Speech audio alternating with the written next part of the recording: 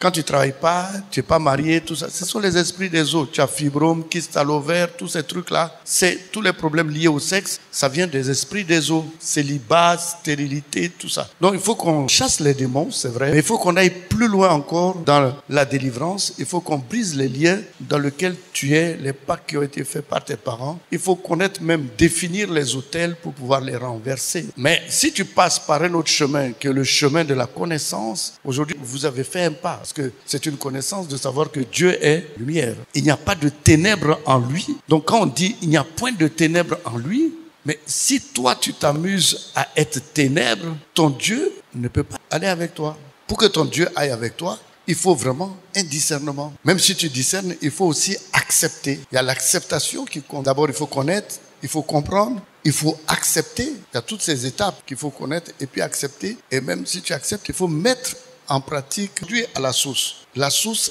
est dans une autre dispensation. C'est-à-dire, nous sommes dans une autre étape. L'étape d'affranchir quelqu'un. Je le dis, vous allez même voir que les gens témoignent ici. Je ne les touche pas. Je n'ai pas besoin de les toucher. J'ai besoin de les amener où? À la lumière. Et il y a des témoignages pas possibles. Dieu est présent, mais il fait des choses incroyable parce qu'il est présent. Donc c'est ça, je vous dis, prenez les instructions vraiment correctement. Vous devez faire première grâce, deuxième grâce. C'est une école qui va t'apprendre, c'est ta vie. Quand tu arrives à cinquième grâce, tu deviens dangereux. Il y a des choses, il ne faut pas trop t'occuper de ça, les sorciers. Même dans chasser les démons, actuellement, on est en train de vous apprendre que lorsque tu chasses les démons, il ne faut pas venir devant nous pour dire on va chasser tes démons. Quand tu vas prendre un prêt à la banque, on te dit d'amener 20% d'abord, avant qu'on te donne le prêt. Parce que la banque considère que tu dois être conscient de l'argent que tu prends chez eux. Et si tu es conscient de cela, tu feras tout pour protéger les 80%. Ce qui veut dire que quand tu viens à la délivrance, on va t'apprendre que toi-même, tu dois faire la taillade. Tu dois aussi chasser les démons. Ça, ce sont tes 20%. Et Dieu fera les 80%. Alors, il n'est plus question de venir nous voir chasser les démons. Et puis à la maison, tu dors. C'est pas ça. C'est fini ça. Ça, c'est une autre dispensation. C'est terminé. On avance dans la connaissance. Donc, quand tu viens comme ça, on te dit taille les démons.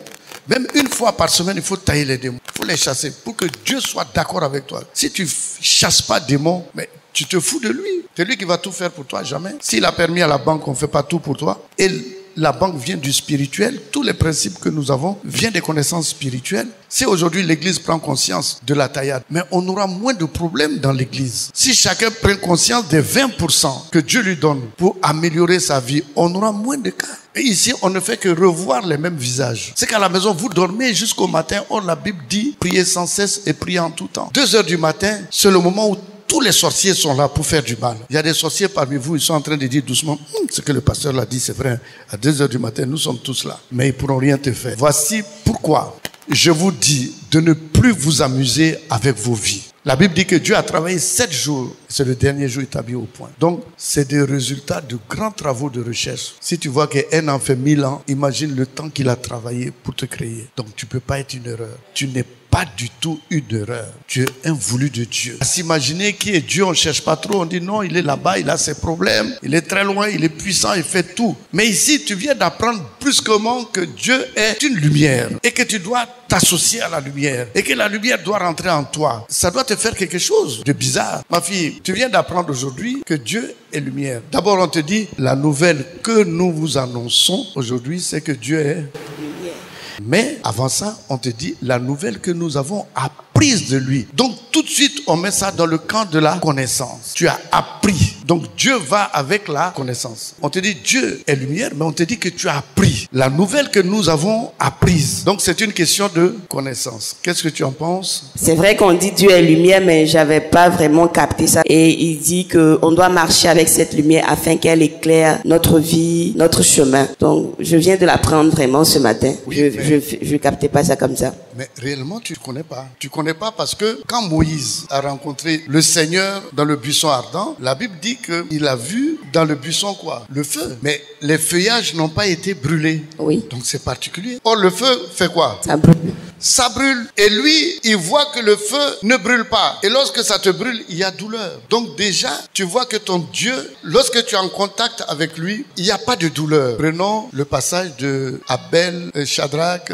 Meshach, Abed-Négo. Tu as lu ça dans le livre de Daniel. Les trois étaient liés. Les trois étaient comment? Liés. Liés. Et qui a fait lier? C'était Le roi. Le roi Nebuchadnezzar qui représente Satan là. C'est-à-dire que quand le diable te prend, il fait quoi? Te lie. Il te ligote. Et dans la Bible, nous voyons, Lazare était comment? Il était lié aussi. Lazare était lié. Et qui a délié Lazare? C'est Jésus. C'est Jésus qui l'a délié. Et ils étaient tous trois liés. Et on les a jetés où? Dans la fournaise. Parce que eux, ils ont dit qu'ils peuvent pas se prosterner devant un autre Dieu, sauf le Christ. Et le roi a dit, puisque vous voulez pas vous prosterner devant ma statue, je vous jette dans le feu ardent. Donc ils ont organisé un grand feu. Et dans ce grand feu, ils ont fait quoi? Ils ont pris Shadrach, Meshach, Abed-Nego. Qu'est-ce qu'ils ont fait? Ils les ont jetés dans le feu vivant. Quand ils les ont jetés dans le feu vivant, le roi qui était là observait le feu et les prisonniers qui étaient tombés là-dedans. Et puis brusquement, qu'est-ce qu'il a vu? Il a vu une quatrième personne. C'était qui? C'était Jésus. C'était Jésus. Mais lorsqu'il a vu Jésus, qu'est-ce qui s'est passé? Il a vu que ceux qui étaient liés, le feu ne les brûlait pas. Oui, et ceux qui étaient liés étaient déliés. Et le feu ne les brûlait pas. Donc Dieu, il n'y a pas de mal en lui. C'est-à-dire quand ils sont arrivés dans la présence de Dieu, quand Dieu est descendu vers eux et que la présence de Dieu a été manifestée, la première des choses que nous ressentons, il n'y a pas de douleur qui est la parole du mal en eux. En Dieu, il n'y a pas de mal, il n'y a pas de douleur, il n'y a pas de tristesse, il n'y a pas d'amertume, il n'y a pas de problème. Je ne sais pas si vous me comprenez. Donc, si tu rentres dans la présence de Dieu, tu vois que les maladies, les douleurs et toutes ces choses-là, c'est obligé de faire quoi? De partir. C'est une autre technique qui nous amène vers quoi? La liberté. Et même si le diable t'a lié, qu'est-ce qui va se passer? Tu seras délié. Délié. La première des choses, tu seras délié. On a vu ça encore dans Actes des Apôtres. Lorsque Paul était en prison, qu'est-ce qui s'est passé? On les avait liés et les chaînes ont été brisées. Demain matin, mon Seigneur Jésus va s'approcher de quelqu'un ici. Je ne sais pas si c'est toi. Amen. Tu seras délié au nom de Jésus. Alléluia. Et la douleur qui est en toi va disparaître au nom de Jésus. Le problème va disparaître. L'amertume va disparaître. Les pleurs vont disparaître. C'est à cause de ça qu'on te dit que ton Dieu est un consolateur. Ne craignez plus. C'est la grande technique aujourd'hui de délivrance qui est au-dessus de toutes les délivrances. C'est la connaissance de la lumière. Aujourd'hui, par exemple, tu viens d'apprendre que lorsque tu es dans la présence de Dieu, il n'y a pas de douleur, il n'y a pas de mal, il y a la liberté et ta destinée sort